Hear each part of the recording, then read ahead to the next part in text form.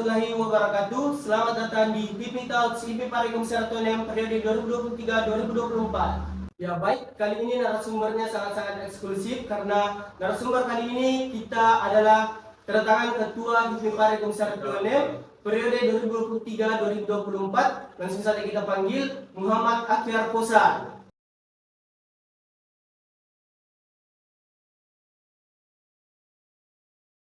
Ya baik Kak, jadi bagaimana kabarnya dan apa kesibukannya akhir-akhir ini, dan kalau boleh tahu bagaimana kondisi kepengurusan pada akhir-akhir ini? Ya, alhamdulillah kabar baik. Jadi aktivitas sehari-hari sama dengan mahasiswa pada umumnya, pulang balik kampus. Untuk agenda komisariat, sudah beberapa program kerja yang sudah berlangsung. Dari bidang diklat sudah ada berjalan, dari bidang sosial dan politik sudah berjalan, bidang minat dan bakat sudah berjalan, dan bidang hukum juga sudah berjalan. Mungkin saya akan memberikan beberapa pertanyaan tentang HIPMI Pare Komisi Atonem agar teman-teman di luar juga tahu bagaimana HIPMI Pare Komisi Atonem. Jadi ada beberapa pertanyaan yang saya sudah siapkan. Mungkin dari pertama visi misi HIPMI Pare Komisi Atonem. Jadi mungkin pertanyaan pertama, bagaimana langkah-langkah yang kakak ambil untuk mengoptimalkan fungsi di setiap bidang? Mungkin bisa diberi tanggapan.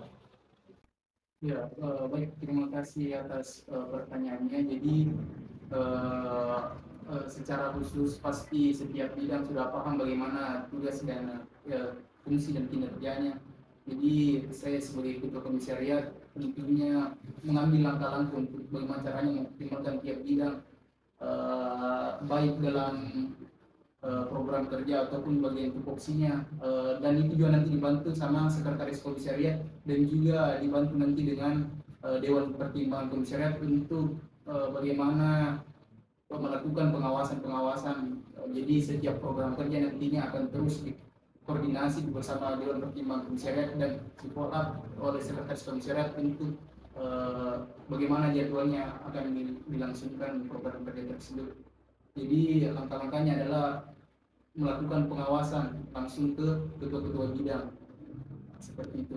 Oh, jadi gitu ya Kak. Jadi sudah sering berkoordinasi dengan ketua-ketua bidang untuk tetap harus menjalankan tupoksi dan program kerjanya dan dibantu mengawas oleh Dewan Pertimbangan Komisariat saat ini. Baik, mungkin selanjut dengan pertanyaan kedua, tetap dengan visi misi HIPMI Pare Komisi Atonem. Apa strategi yang akan diterapkan untuk membentuk dan mengembangkan kualitas kader melalui kegiatan yang berkualitas? Dengan mungkin ada program-program kerja dari HIPMI Pare Komisi Atonem yang dapat mengembangkan potensi kader-kadernya atau minat dan bakatnya. Mungkin bisa dijawab Kak. Iya, jadi inilah fungsi dari tiap bidang, bagaimana pengoptimalannya melalui pengamatan ataupun reses nanti yang dilakukan, melalui koordinasi dan BPK yang nantinya melakukan reses. Kami akan mewadahi aspirasi-aspirasi yang diberikan oleh kader-kader HIPMI Pare. Jadi untuk bersinggungan dengan bagaimana untuk meningkatkan kualitas kader, jadi dari kepengurusan nanti akan melihat secara langsung bagaimana kira-kira yang dibutuhkan kader, dan juga melihat kondisi realita yang ada saat ini.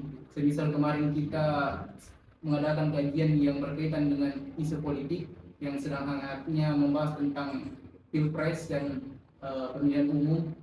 Jadi ini harus bersinggungan dengan waktu-waktu yang yang lagi hangat-hangatnya di masyarakat. Ya, jadi mengenai pengoptimalannya, fungsi-fungsi bidang nantinya akan melakukan pengamatan dan dibantu dengan reses yang ada, sehingga untuk meningkatkan kualitas kader melalui kegiatan-kegiatan yang hadirnya nanti baik tupoksi maupun program kerja. Ya, jadi ternyata ketua memberikan reses dan dilemparkan kepada kader-kader HIPMI Pare. Jadi di sana ada beberapa tercantum begitu ya Pak Ketua. Jadi dia memilih apa yang dia butuhkan. Jadi itu adalah salah satu bentuk meningkatkan kualitas kader dengan cara melakukan reses dengan melihat apa-apa yang dibutuhkan oleh kader-kader di Hipmi Komisariat UMN. Gitu ya Kak. Jadi pertanyaan lanjutan saya masih mengenai dengan visi misi Hipmi Komisariat UMN. Bagaimana rencana untuk menimbulkan atau menumbuhkan sikap disiplin atau profesionalisme dalam menjalankan tanggung jawab di kepengurusan. Ya, jadi untuk menumbuhkan sikap disiplin dan profesionalisme baik kepengurusan maupun kader-kader di tingkat kepanitiaan, jadi kami di kepengurusan akan memberikan contoh-contoh atau teladan yang nantinya bisa dicontoh sama kader-kader. Saya sebagai ketua komisariat nantinya akan memulai itu dengan saya jadikan kantornya nanti teman-teman. Jadi ini nanti secara tidak langsung akan psikisnya dari kader-kader tentu akan mencontoh siapa yang ada di atasnya. Begitupun teman-teman nanti di kepengurusan. Jadi akan terbentuk dengan sendirinya melalui tangkapan-tangkapannya bahwa wah, keren ini kakak-kakakku, dia disiplin, profesional walaupun ada perkuliahannya, ada kegiatan-kegiatannya di luar kampus, tetapi tetap menemukan sikap profesionalnya dan tetap mengedepankan asas kedisiplinan, karena sudah dipahami bahwa waktu itu sangat berharga, jadi sedikit demi sedikit harus ditimbulkan untuk menerapkan pola hidup disiplin dan profesional. Ini juga sebagai bahannya nanti kita untuk setelah lulus perkuliahan masuk ke dunia kerja, jadi sudah terbangun sejak dini di keorganisasian. Ya, saya kira itu. Ya, itu dia tadi guys jawaban atau tanggapan dari ketua komisariat. Dan kata yang paling bermakna atau paling masuk di saya itu waktu itu berharga, jadi jangan sia-siakan waktu. Apalagi ini kedisiplinan atau profesional itu akan berdampak di lingkungan kerja kita nanti dan di organisasi saat ini. Ya, jadi masih pertanyaan tentang visi misi Hipmi Komisariat UMN. Sebagai wadah penampung aspirasi, bakat dan minat kader, bagaimana mekanisme yang akan diterapkan untuk mendukung hal itu? Mungkin ada jawaban dari ketua. Ya, jadi sebagai contoh untuk program kerja atau aspirasi yang disampaikan oleh kader, kita kemarin sempat mengadakan Funsport di bulan pertama atau program kerja yang pertamanya kita oleh bidang minat dan bakat. Kemudian ada study fund, ini juga berkaitan dengan asas kebutuhan karena dari kepanitiaan menginginkan yang namanya rekreasi sambil kita ada kajian-kajian sedikit oleh bidang pendidikan dan latihan. Kemudian baru-baru ini kita juga adakan kelas tari. Ini juga merupakan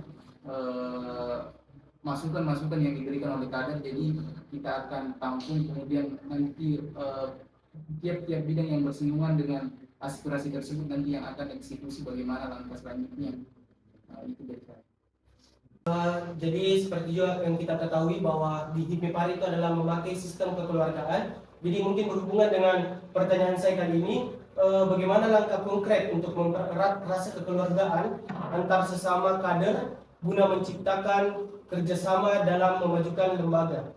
Jadi kedepannya ini nantinya kami akan mengadakan kegiatan-kegiatan yang melibatkan dari senior-senior, melibatkan kita-kita yang masih aktif di dalam kepengurusan maupun kepanitiaan. Jadi ini nantinya akan mempererat tali silaturahminya kita dan saling mengenal dari senior-senior dari angkatan atas sampainya di kita. Kemudian untuk bagaimana kontribusinya dalam memajukan lembaga, jadi tentunya kita berjalan sesuai dengan titik koordinatnya kita, senior-seniornya kita nanti mungkin kita minta tanggapannya atau arahannya bagaimana persoalan-persoalan ini kemudian ditanggapi. Jadi itu bagian dari titik koordinatnya, jadi tugas-tugasnya senior kita minta saran-sarannya. Kemudian di tataran kepengurusan sudah jelas bahwa kita harus terus menjalankan fungsi roda kepengurusan. Kemudian dari kader atau kepanitiaan jalan juga sebagaimana fungsinya untuk menjalankan program-program kerja yang membutuhkan namanya kepanitiaan. Jadi kita harus berjalan sebagaimana titik koordinatnya kita dan saling membangun satu sama lain. Oke, baik, jadi tetap penting ya Kak untuk membangun relasi kepada senior-senior untuk memberikan saran atau kritik dengan kepengurusan saat ini atau di kepanitiaan.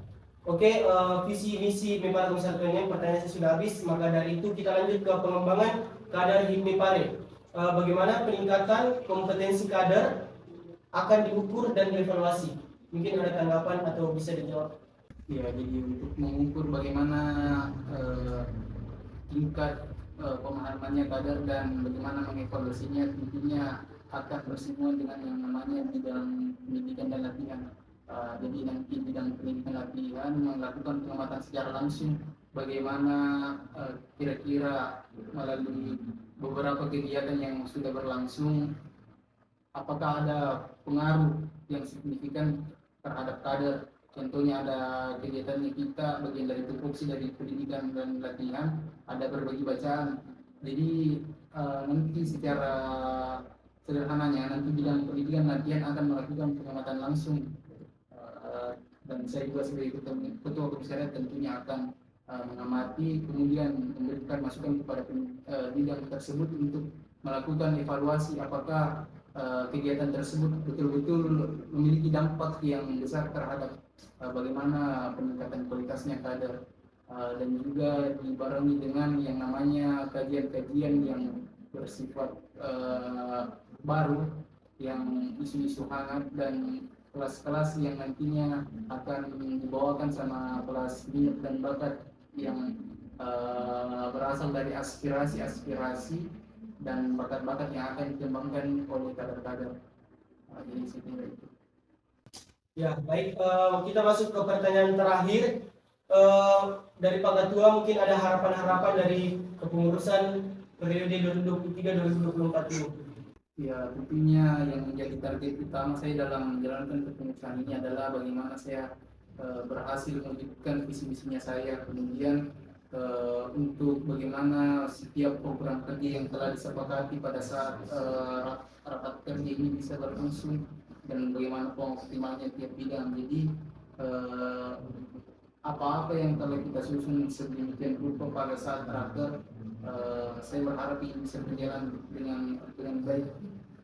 Terus untuk bagaimana nantinya untuk keberlanjutan kepengurusan yang menjadi poin utama atau penting dalam setiap lembaga bahwa kepengurusan itu berhasil adalah menciptakan sosok pemimpin yang akan melanjutkan tongkat kepengurusan. Jadi kalau kita mau lihat bagaimana keberhasilan proses pengkaderan di suatu organisasi, maka akan muncul sosok pemimpin baru. Jadi ketika tidak ada sosok pemimpin baru, berarti proses pengkaderan yang ada di organisasi tersebut tidak berjalan dengan baik, yang artinya gagal.